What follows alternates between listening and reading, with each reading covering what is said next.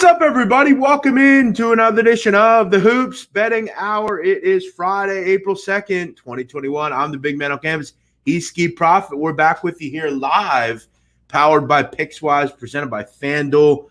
And we got a Friday of NBA coming at you right now. A lot of games, a lot to go over, and we're going to hit them all. But, Ski, we got to talk about last night. We had a great night last night. Ski, how you doing? I'm doing well. My main bet for yesterday really won in Denver, so I was happy with that. Yeah. And things that we talked about were pretty good, so let's do it again. Denver won. That was one we kind of both agreed on. Atlanta, double overtime. They beat the Spurs, which was nice. And how about Orlando? Clap it up for Orlando. Come on, Orlando. You saw the spread during the day, right? It dropped. Last I saw it dropped to like 4. Yeah, because the Pelicans reported. I felt, you know what, sometimes when you bet, you get a number and you look at it like 3 or 4 hours later and you say, wow, I still got it with this business. That was a 10.5. I got it. It bounced to 4.5. They still won the game. No Ball, no Zion, obviously, and no Brandon Ingram. Not great for the Pels. They lose to the Magic, and the Magic continue to surge and play hard. We also had, how about this, Ski? The Cavs had 56 points at the half. I'm thinking, come on, Sixers. But the Sixers, they were stifling in the second half. The Cavs couldn't get a shot up. It was hard to watch. I thought Cavs could pull it out in that game, honestly, from the first half. But Sixers, I don't know. Maybe they just didn't have a great start. That's all it was. Sixers did one of those, all right, let's stop messing around and team up. But yeah, I watched the final 10 minutes of the game, and the Cavs, couldn't do anything. It was hard to watch. I think at that point I was tuned into another one, so I probably missed that. Yeah, team total under 103, easy winner. The only loss we had was, we liked the under in that Warrior Heat game, but outside of that, it was a pretty good day here on the show. So let's keep it going. I also did 3-0 in baseball yesterday. Nice. Opening day. Yeah, got a nice doggy winner with the Tigers. I'm not mistaken, there was a lot of dogs, right? Oh yeah, a lot of dogs. Colorado beat the Dodgers. Thanks for reminding me. Did I remind you? No, I didn't have that game. I did think Colorado was that was too big a number. Who else lost? Toronto beat the Yankees. They were big favorites. And then the Tigers. Phillies, right? Were Phillies a dog? Small. It wasn't crazy. It was like a little dog. Another one, real quick, late night. Nobody saw this. Really small. I didn't even give it out. It was so small. I bet the Mariners last night. Ski, they're down 5-0. They have 2 hits in the 6th inning. I wake up. They won 8-7. What the hell? Hey, those are good to wake up to. Yeah. So it was a good day. Something that I don't like, though, from being in Vegas? Yeah. They show all the Laker games, but they won't let you watch the Dodger games at home. You have to go out to the casino or bar or something to watch them. It's not on television, not on cable for Dodgers. Really? Blackouts or something? Blackouts. You can watch it in Los Angeles. I will never understand in this day and age how there's still that going on. It's weird because honestly, yesterday the Phillies were on here at 4 o'clock in the afternoon, and I put it on, and the local news was on. And I think, what the hell? And I guess it was blacked out. I don't know. I don't know. Maybe it was on national TV somewhere. I don't know. But yeah, that's I still don't understand those rules, those blackout rules. But all right, let's get into Friday's action here. We hope you all are having a great day. We hope you're enjoying the show. A lot of people check out the show after the fact. So make sure if you're new or you're checking out the show at a later date, make sure you hit the subscribe button so you never miss an episode. The goal of the channel is continuing to build that subscriber base up, which we continue to do every day, which was helpful. All right, Ski, what do you say we get into this NBA card? Let's start it out up in one of my favorite teams to talk about, the Toronto Raptors. What a surprise, our favorite again. What is going on with these odds makers? They love Toronto. Golden State Obviously, we know about their road issues, but Toronto currently a 2-point favorite, Ski, and the total is at 227. I don't know what I'm missing here, Ski. I don't know why Toronto keeps being listed as a favorite. I know the Warriors are 9-16 away this year, away, but and this is the battle of bad. But Toronto was 20-28 this year against spread as well. So both teams are poor.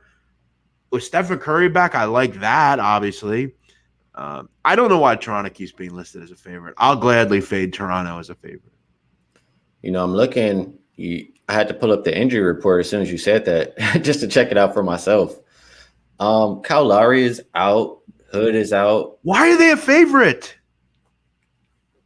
Maybe it's just maybe the rest factor for Golden State. Golden State on the back-to-back for them. It says Looney. One team's got Stephen Curry. The other team's got nobody. Hey, Stephen Curry's a little banged up too, though. He'll still give you 30. Hey, what do you think about this? I kind of saw one of my friends talk about it a little bit. But Toronto, they've lost one out of their last 14 games, but I don't think their point differential is that bad on the year. So, they should start to get better, but do they really care? That's the thing. That's why they just continue to defy the odds. So it's I'm not doing it. And I'll listen, if it loses, it loses, but I'll gladly take the Warriors, who I think actually do care and play hard, and they have Draymond and Steph Curry. I'll gladly take that. Hey, to your point right there, though, I was listening to, I think his name is Mark Stein. Yeah. I was listening to him talk about NBA and about the deadline and stuff like that. But him just saying how the Warriors didn't make a move, moving Kelly Olynyk, et cetera, they could have moved him for Dinwiddie, he said, but then Dinwiddie would not have played this year. And so that's telling us that Golden State really, really wants to make the playoffs and really wants to win this year. So I agree with what you're saying. Yeah, I know a lot of people won't really agree with what I'm saying here, but obviously Curry and Green are great, but Andrew Wiggins has played well for them recently. You still have Kelly Oubre, who hasn't really panned out in the NBA, but he's still a solid player. You still have some guys that give you something. Toronto just it becomes more and more clear that they don't give a hell about the season. And Kyle Lowry's not playing. Norman Powell's gone. They're just not that good, to be honest. And they continue to lay points, and I'll fade it. I was talking to a Raptors fan yesterday, and they're almost sobbing talking to me about the Raptors. Yeah. It's pretty. You're either really upset or you're just well, at least we got a title, and that's that. It's not great right now. And look, like I said, I'm getting Curry and Green. That's all right for me. That's enough. I'll take the 2 points. I know they have issues on the road. That's the problem. 9-16 on the road this year against the number, not good. But I'll take a shot with the Warriors here. All right, let's go to another one here. If you're just joining us, obviously make sure you hit the like button. Great night last night. We'll see if we can compound it and have another good one today. What do we got? We got Houston plus 10. No total in this game at Boston. This was 11 when I was looking at it. It was bet up from 9.5, so kind of some moving around with the number here. Houston coming off a game ski where they were up big in the first quarter. They were up at halftime, I believe, and somehow found a way to lose by 12 to Brooklyn. Didn't matter that James Harden wasn't playing. Didn't matter that, really no one was playing. They still beat the Rockets, and that's how bad the Rockets are.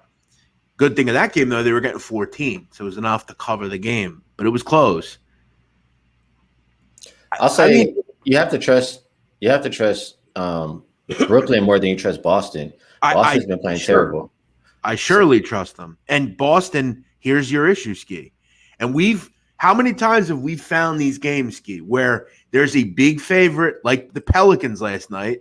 Well, by the game, they weren't a big favorite, but let's say 7 or higher.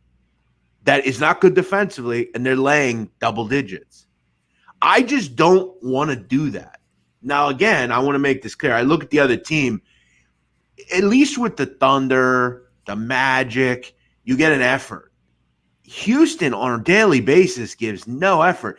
And Ski, this roster is truly horrific. For Houston? Yeah. Jayshawn Tate, Daniel House, Kevin Porter. John Wall barely. Kevin Porter's a baller, but yeah. Kelly Olynyk's been good for them. He gave him 25 the other night against the Grizzlies. Again, if you're going to give me 10, I lean Houston just because I don't trust any team in the NBA that's bad defensively to cover by margin. But Houston has proven time and time again to be very inept at doing anything well. Even the other night, they actually played well, and they still found a way to lose by 12. So I'm going to skip this one. Slight lean to Houston, but I need like 14 again. I probably will agree with you on this one, mainly because, Boston, you're expecting them to win by double digits. They've only won 3 out of their last 10 games in general. That's not a team that I have a lot of confidence in. I don't even think that they're at 500 right now. So at least Houston has Christian Wood in the lineup. That gives me some kind of confidence to look towards backing them. So the line I made for the game was 9. So I look at Houston right now. I agree. I think anything above 10, you had a slight interest. But again, the only thing that keeps me off, Wood is helpful, though. That getting him back is good. Linux starting to do some things. Maybe you get something out of John Wall tonight.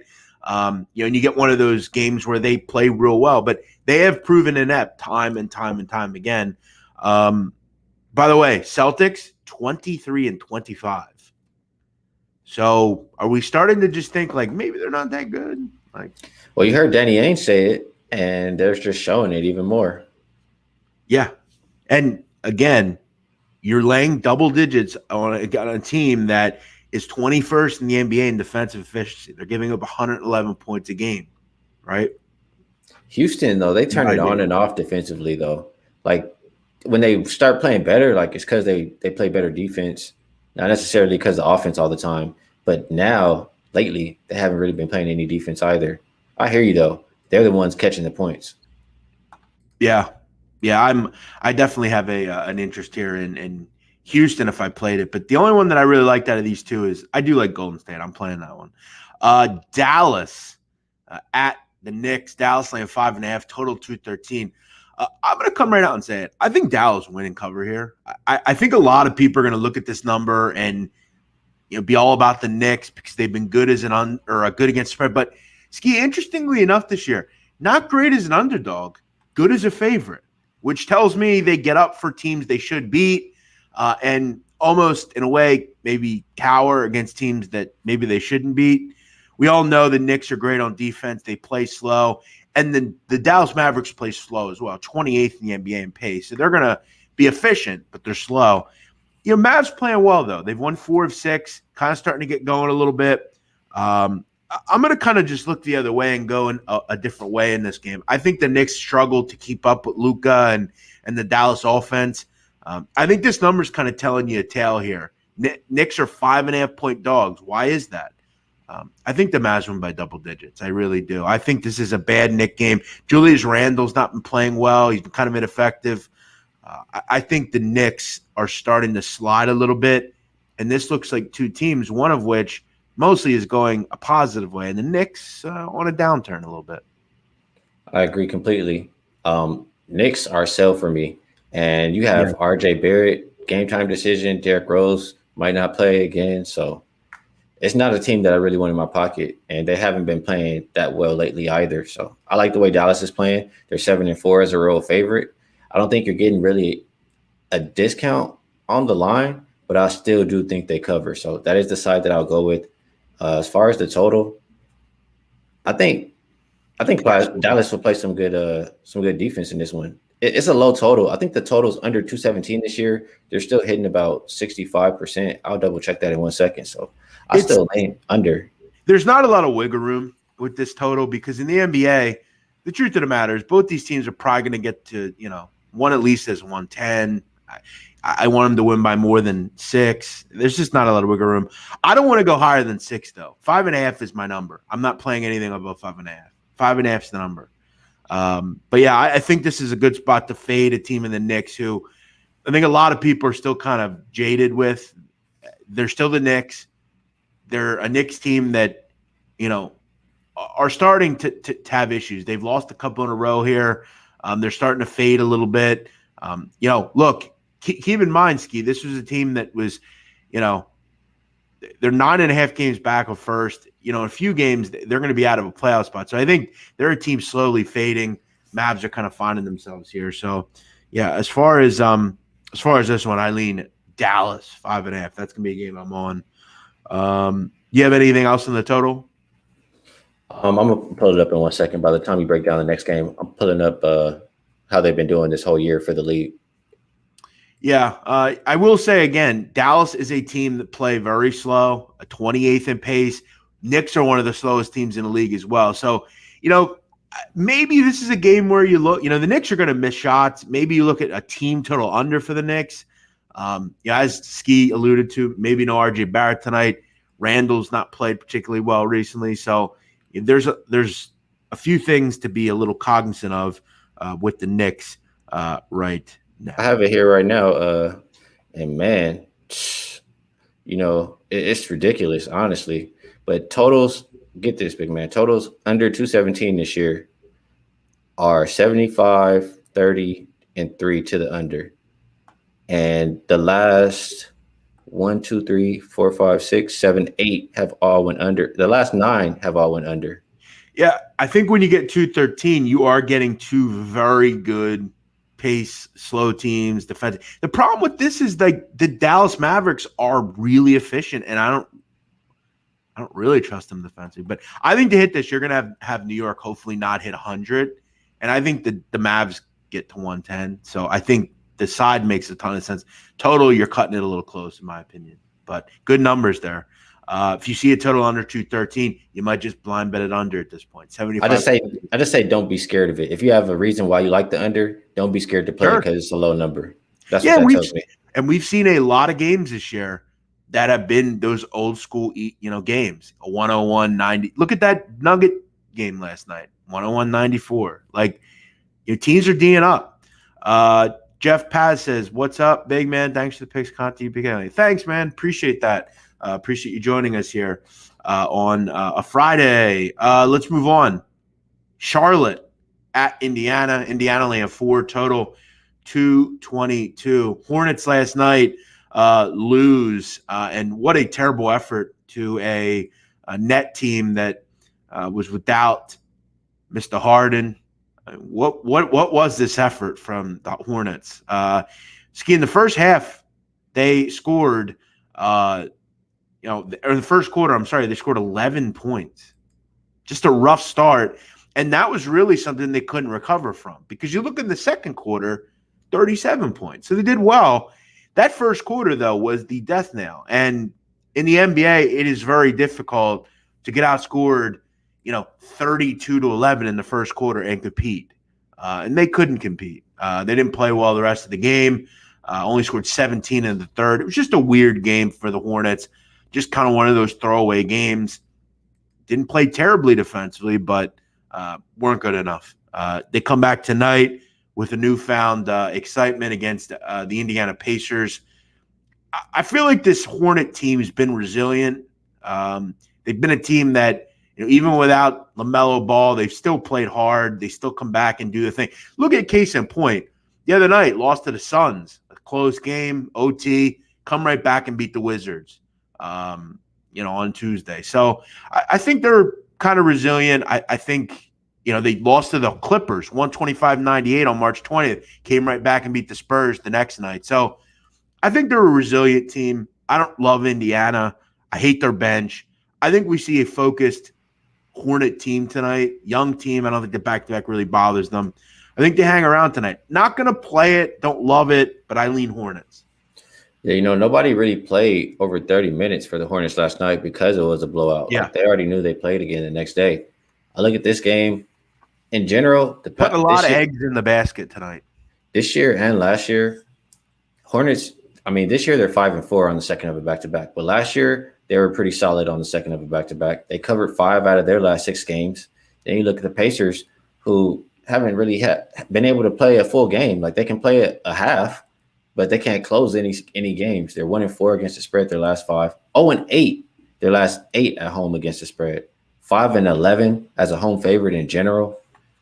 I have to look towards Charlotte's way. I think after that last game, I still think Charlotte's been playing better than Indiana lately.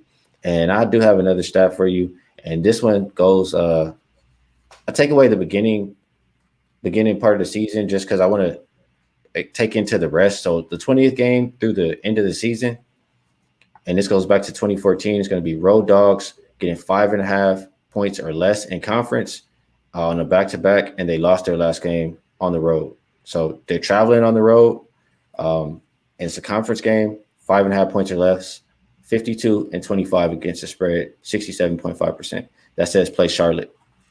Yeah, I think this is a resilient team. They've been a team that off losses have played well, and I think last night was an indicator that they weren't going to win that game. And that's again all in a way good coaching that you have another game tonight. It's one game. Let's not worry about it. Let's move on. And this is a team that I think does that tonight against an Indiana team that, as you said, doesn't close. They're not great. They don't have a great second unit. I like the Hornets as well here. Good stuff. Memphis hosting Minnesota. Memphis laying 6.5, total 230.5. Number was 7. It's been back down a little bit. Maybe some sharper money coming in and taking Minnesota. Look, have at it. I'm not doing it. Minnesota does nothing well. They're bad on both ends. This is a Memphis group, 14-7 against the spread, laying points this year. Good stuff. Good numbers. They've been a really tough out. And you look at Minnesota, when they lose, they lose. 4 of the last 5 losses come by 7 or more. A lot of big-time blowout losses. This is a Memphis team that I don't think people are running to the window seemingly to back, but I think they should be. This Memphis team is starting to get going a little bit, and I like them in the favorite role. They seem to take care of teams they should take care of. I agree. They take care of those teams. So I have the stat for versus 45% win teams or less. They're 8-4 against the spread. So I guess that coincides with them being a favorite. And I'm just checking the injury report here. You have Winslow out and Grayson Allen game time decision for Minnesota. Okogie, he's game time decision. Doesn't say if he's likely or not. So I tend to agree. Like, I think Memphis has kind of been a buy-on since the All-Star, and they've definitely been playing better than Minnesota. So I would have to look their way, even though I don't think you're getting a discount on the line. I still think they can cover it. Yeah, I mean, you look at Minnesota, and one of the things that, one of the many things they don't do well is they don't defend. I mean, they're giving up 117 points a game, one of the worst. I think actually the worst in the NBA.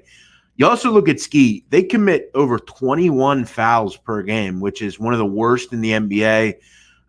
This is a young team that is not real skilled in the defensive category. They just aren't.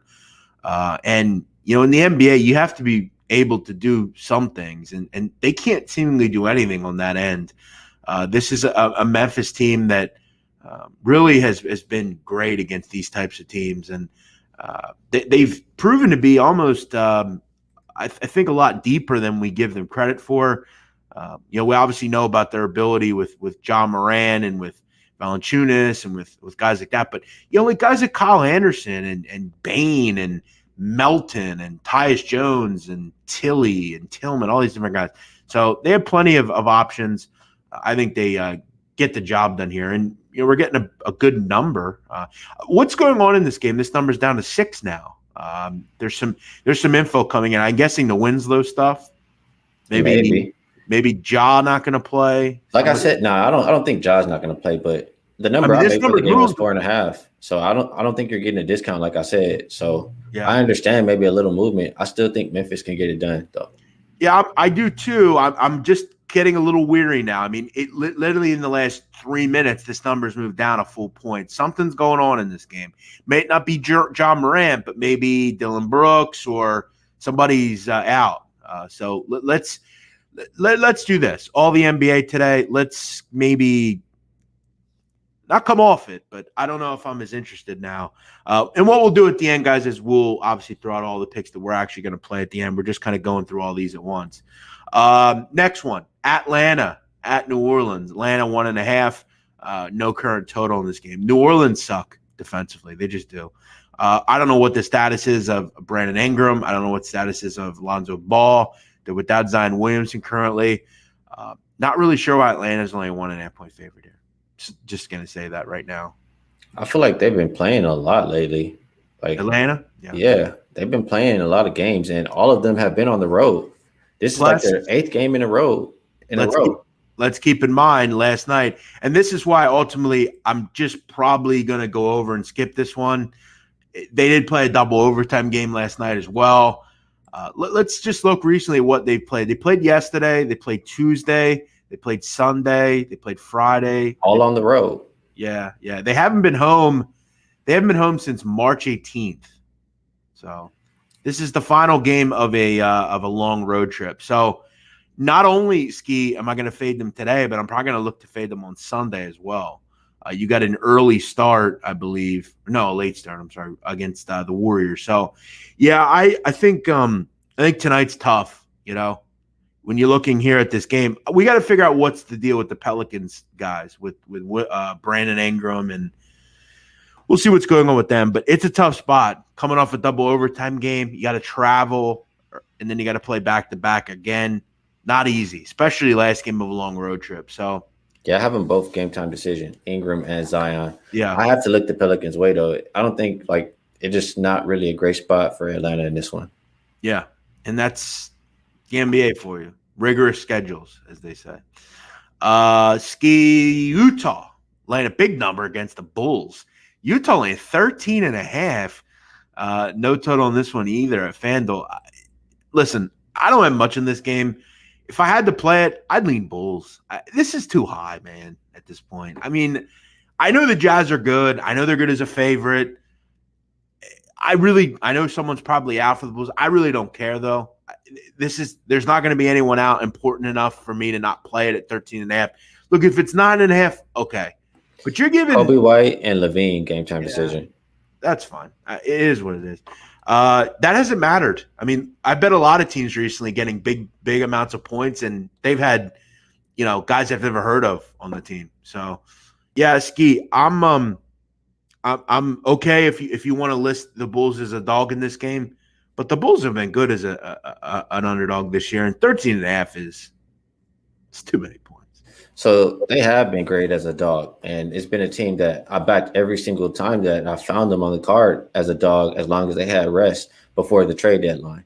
Out of the trade deadline, I think they lost 2 straight in that role, and they did cover the last one. So we'll see if they start to play a little bit better. But if they don't have Levine, they don't have Kobe White, I really have no interest in Chicago. I mean, it is a big number. I hear you. Jazz are more than capable of covering it. I usually like to fade teams that have lost 5 or more games in a row until they get it together. If you've been doing that all season long, you've been winning 64.3% of your bets, 36-20 against the spread. Then I also look on the other side. If you just ride the teams, I won't even mention that one, but you already know the gist with Utah. They can cover these numbers, especially when they're on a streak. So I would have to go with Utah on this one. I think I made the number closer to, and it's sad, like right now, I think it should be 18. Yeah, I mean, keep in mind, these teams played back on the 22nd of March. Utah won 120-95.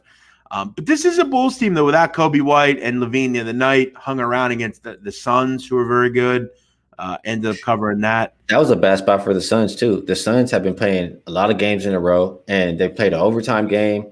Then they had maybe 1 day's rest, and they played again. Then they played a back-to-back, and that was the game versus the Bulls. So that's probably why the Bulls hung around, because it was a terrible spot for the Suns. Yeah. Listen, I'm not going to be on this one. I just kind of felt like it was a few too many points. Listen, I kind of have a thought, Ski, that unless it is a really great spot, and that's pretty rare, I don't play anything over double digits in the NBA. I'm going to pull up something for you on that, too. I'm going to tell you right now, I know for a fact, double-digit favorites this year. No, they're very good. I know.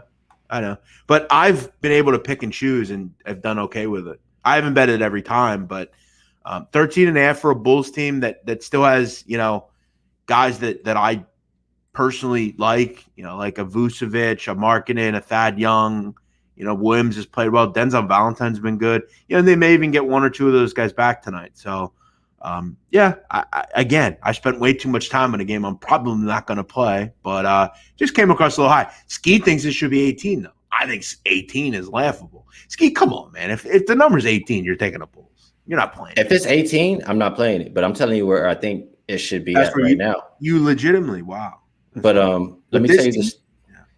I mean, they're all new together. It's not like they're so used to playing with each other yet. And the Jazz have great chemistry. So far this season, if you've been laying with the teams laying 10 or more, they are 47, 20, and 3 against the spread, 70%.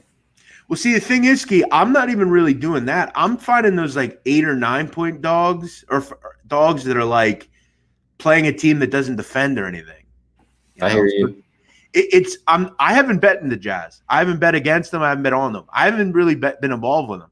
I'm finding teams like Orlando, OKC, teams that OKC is a good one. Yeah. And I'm playing against teams like Portland, New Orleans. For tonight, New Orleans isn't a spot that I really like, but they actually are I'd be more interested in backing them just because Atlanta's in such a bad spot. Now, Atlanta's a better team than New Orleans to me, but it's all about spots in the NBA. And this isn't a particularly good one for the Hawks. All right, let's move on. A couple of more here. Lakers at Sacramento. Yikes. Sacramento laying 4, total 221. Oh, no. Sad day when the last time the Lakers were a dog to the Kings. But they are tonight. And the Kings, Ski, how about this Sacramento team? How about Luke Walton? Kings playing well, 7-3 over the last 10 straight up. Playing a little bit better defensively, which, Ski, I've learned with the Kings. I'm going to tell you something about the Kings. Anytime you start to believe in them defensively, then they go up and give up 130, and you're like, you pricks. Look, I don't have much in the Lakers until LeBron and KD or Anthony Davis are back. I just don't think they ultimately ever really care that much about the regular season. I actually, if I had to play this, lean Kings. They're playing well. I know sharp money's on the Kings here. So I don't know. What do you think about your Lakers? Tough spot. Lakers have trouble scoring right now. Yeah, I think it's just two teams kind of the opposite right now. You said the Lakers have trouble scoring. You're correct. And the Kings have trouble defending. And Lakers are pretty good defending. Please toss up. Kings 4-7 as a home favorite. I usually like to play teams, big man. Road dogs to bounce back after they're embarrassed as a home dog. So far, 33-16 against the spread. That says play the Lakers. And, I like the Kings in general when you're catching points or maybe expecting them just to win, but win by margin, I'm not putting my money on that. So it would be the Lakers for me. Keep in mind in terms of efficiency, the Lakers are 19th in the NBA in offensive efficiency. Last 3, they have been dreadful. Haven't been able to make a shot. Yeah, it's been ugly. Now, again, you're going to get a reprieve tonight. Sacramento, even at their best, are historically bad on the defensive end. Defensive efficiency is one of the worst in the history of the NBA. So, but the thing with Sacramento, Ski, is they're making threes. They're making shots, so they're making up for it. But yeah, it's kind of a weird one, a clash in styles, if you will. I think the Lakers are kind of tedious. They're defensively, they're good. They don't score a ton. Kings want to get up and go, make a lot of threes, don't defend, up and down. It's a tough game to call. Next one, Milwaukee -3 at Portland, total 237. Don't have much on this one. Didn't skip over. I like Portland in a role where they're laying too many points, and I want to bet against them. Here in a role as a dog, I don't hate them, weirdly enough. I think Milwaukee, this is kind of a spot out on the West Coast. It's not easy. We know Portland has 2 dynamic guards. Total is high. I've not been too interested in backing these big totals, but you got to wonder. Milwaukee's going to score at will. We know Portland can't stop anybody. Portland very dynamic on offense. I think this one kind of just turns into one of those crazy, 124, 120 shootouts. Am I wrong? I can see that. Milwaukee wants to play fast. Portland, I don't think they play that fast, but they're very efficient on offense, especially lately since they've gotten everybody back. 5th and 6th in offensive efficiency, these teams. So, and both teams very bottom 10 defending the perimeter and top 10 3-point percentage. Yeah. So I see a lot of baskets to be made here in this one. So I would agree with the over. As far as the side, I tend to agree. Milwaukee hasn't been covering lately. Portland, they've been playing well. You just need them. I mean, you need them not even to win the game, just to hang in a close game, man. I would trust Portland in that role. I think Milwaukee's not good down the stretch because Giannis doesn't shoot free throws that well. And I just don't really trust him in that fourth quarter. I think if you like Milwaukee, you take them at the half. And on the other side, you have Mr. Clutch. You have Dame time. So I would take Portland full game. Yeah, this will be a good game to watch, I think, if you're of neutral, you just want to bet an over or something. This is a great over to bet. I mean, keep in mind, Ski makes a good point. With everyone back for Portland, they are top 10 in pace since those players came back. So their pace has been a lot better. Milwaukee is 4th in the NBA in possessions per game. So both these teams, I think, are going to want to run. Ski mentioned the 3-point stuff, a lot of buckets. This seems like one of those, again, 126, 124, like battles. I don't want to call it at the end. I think I have a weird feeling Dame hits a buzzer beater and they win or something, but I think the over makes some sense here. 237, it's high, but I don't be scared, big man. Don't be scared. No. Yeah, I'm not. I think it gets into the 240s probably. And another thing I'm gonna do, Ski. I've been doing a lot of this lately. A little middle action. Try to find those middle. Maybe we get a slow start here or something, or some kind of start here, and we'll see what we can do. All right.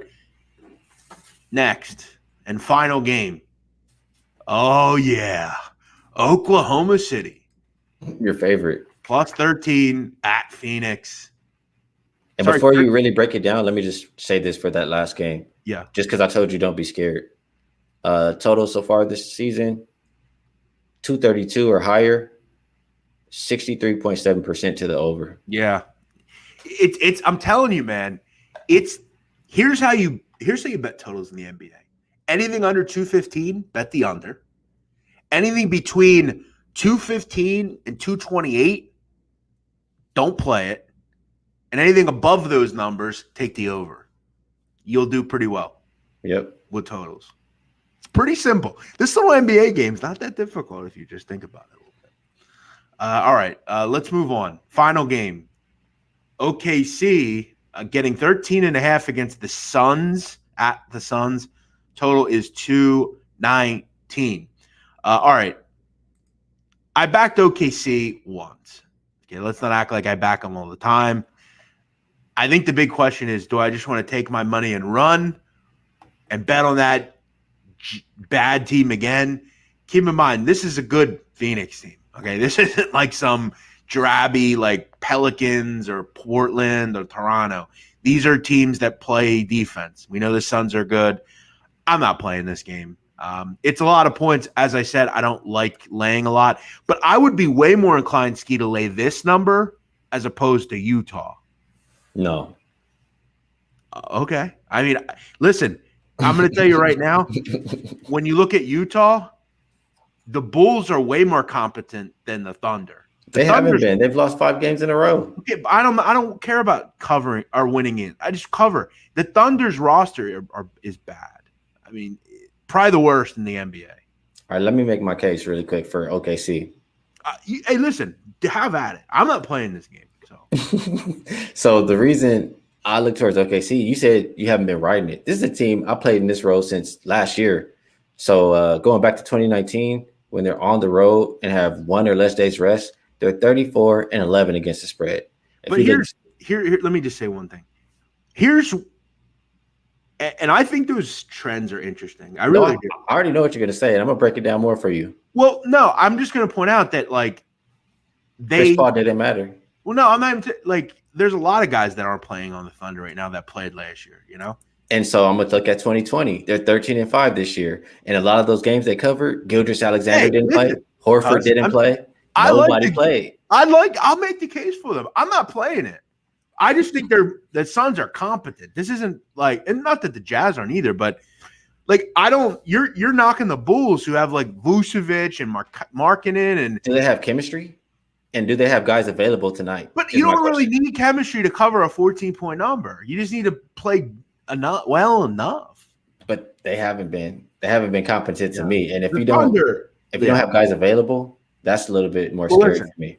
There you go. Ski's making the case to play the Thunder. I just worry that the Thunder are like they score 89 tonight and lose 111-89. You know, that's your concern. But I would take the Jazz over the Suns. That's all. Yeah, I disagree. I would take the Suns over the Jazz. But they're both very good against the number, and they both might cover both of them. So I think they're number 1 and number 2, or they maybe are. not. Okay. They are. Yeah. They're both really elite favorites as well. So all right, let's recap here. I like Golden State plus the 2 against Toronto. I like Dallas minus 5.5 against the Knicks. I also like what else do I like here? I like that Bucks Blazers over 237. And that's all I'm going to play. Those 3. I like those 3. Yeah, I haven't made any plays just yet, but I'll tell you what I'm looking towards right now. I am looking towards OKC. I don't know if I get to the window, but if I do play that game, it's definitely going to be the OKC side. Gotta play it for a little bit. Yeah. And then I'm honestly now, after talking to you, I might take a look at Utah for a little bit too. But my main ones I'm going to look at are going to be Milwaukee and Portland towards the over. I might get involved with the Lakers as a dog. I don't really trust Sacramento in that role. I like Charlotte quite a bit tonight. I don't really trust Indiana to finish a game. And Dallas and New York, I may be leaning towards that game to go under. So those are the ones that I'm looking at right now. Yeah, again, games to concern yourself with that have some issues. There's something going on in Memphis. That number has been dropping. What's going on with the Pels and Williamson and Ingram and those guys? By the way, Ski, Bulls down to 12. Looks like Sharps agree. Maybe Levine will play. Maybe. If he plays, I'll still play Utah. There you go. For me, Warriors plus 2, Mavs minus 5.5. And by the way, that one went up to 6. So looks like another agreeable game from the Sharps. And then I also like over 237 Bucks Blazers. All right, Ski, real quick before we go, thanks everybody for watching. And by the way, we got all of our lines at FanDuel. Make sure you're checking out FanDuel if you're in a qualifying state, whether it's PA, Indiana, New Jersey, Tennessee, wherever you live. If you have FanDuel, make sure you're checking it out. A lot of great promotions, a lot of great odds boosts right now. Where can you bet baseball? Where can you bet boxing? Where can you bet college basketball? Where can you bet hockey? FanDuel. It has everything, anything you want. Props. They got EuroLeague. They got everything. Check out the boost now. Check out everything. Final Four tomorrow. Donnie and I will be live. We'll get our lines right from FanDuel.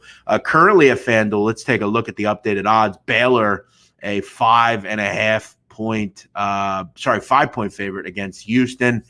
Totals at 134.5, and Gonzaga is a 14-point favorite against UCLA. Total is 145.5. Make sure you're checking out FanDuel, one of the best in the business from an odds standpoint.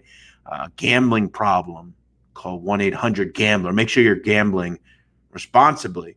All right, Ski, before we wrap it up, short card. Again, this is not a baseball show. We're just kind of putzing around if there's anything that jumps out. I probably am going to play Baltimore and Boston under 9.5. This one was rained out yesterday. We get John Means. We get Eovaldi. 2 lineups that aren't great. Last year, Eovaldi shut down the Orioles in one of the game. The last game they played. I think he had only given up 7 hits, 1 run over 6 innings. Very good stuff. Means I like. He had a great 2019. And I don't think either lineup's very good. I think it's very cold on the East Coast. I mean, it's in the probably high 30s up in Boston. He got an early start, kind of an off-kilter game after the cancellation yesterday at 210. I lean under 9.5 here. I'm probably going to play that one. The other rest of the card is tough. Keuchel, what do you think of him against the Angels? I think a lot of people are feeling like Keuchel is going to have a tougher year. Tough start for the White Sox yesterday with a loss. Senzatella is just the kind of guy you want to back in Coors. Could be another big doggy price on the Rockies. And then the final two games are tough with you figure Snell is the play against the Diamondbacks. We get a late 250. Strikeouts, right? You could do a strikeouts. Yeah, you could do a strikeout prop there. Maybe have – I feel like for me in the MLB sometimes with these big numbers, if you like the team – so let's say you like the Pods tonight, -1.5. You figure it's going to be – Ski, when you play a -1.5, what do you want the number? You want it like 8-2, right? Like that's what you want the score to be, right? 8-2, 7-1, 9-2. Why not just play the -2.5? Get yourself a big plus money price. You're banking on the fact that it's going to be a 5-run blowout anyway. Right. So that's my thought. I can't bring myself a lot of the time to lay a price with -1.5, especially a home team. You got to avoid home teams laying 1.5 because you get in that case where it's 7 or it's 5-4 and they don't bat in the ninth inning. So you're losing out on that bat. So I feel like if you're going to play the Pods tonight, maybe look at 2.5. Get yourself +130 here or something. And the year I talked to you about when I did really well in baseball, I was taking a lot of dogs on the reverse run line. Yeah, I'll take them a little bit for the money line, and then I would also take them -1.5 for a big score. And it was working out. I mean, when you're betting the 1.5, or in this case, let's say even a 2.5, to feel comfortable, you want the game 9-2. So I'm just looking at it and saying, why am I going to lay 115 on a -1.5 when I could just lay one more run? And I figure it's going to be a blowout anyway, 9-3, and I'm getting +130 or +125. You have to look at limiting the juice you're laying because you're doing it so often that on a daily basis, you're playing 3 or 4 games. You cannot lay a price every game. You're just not going to win. So I'm constantly looking at how can I get +105 instead of -110? How can I, if I'm going to play a total, I got to lay 110. So I'm going to try to find other games. Like dogs are perfect. That +165 is big yesterday with the Tigers because I'm already getting almost 2 bets for one, So yeah, it's all about every game, pick by pick, making sure you're cutting down on juice, finding ways to. What was the final score in that Tigers game? 3-2. Okay, nice. They were up 3-0 going into the 8th, give up 2 runs, and it was touchy at the end, but Tigers finished it out. Nice. Miguel Cabrera had a home run in the first inning, which was big. Hey, let me ask you, I don't know if you have an opinion on this, but I used to, like I said, I didn't really get involved too much last year, but the year before I did. And in that year, I was pretty much fading Kikuchi all the time for the Mariners. I would bet the over, though. That's how I would play. And it looks like looking over some of his numbers, he got a little bit better last year. You think he continues to progress, or you think I can get back to fading him this year?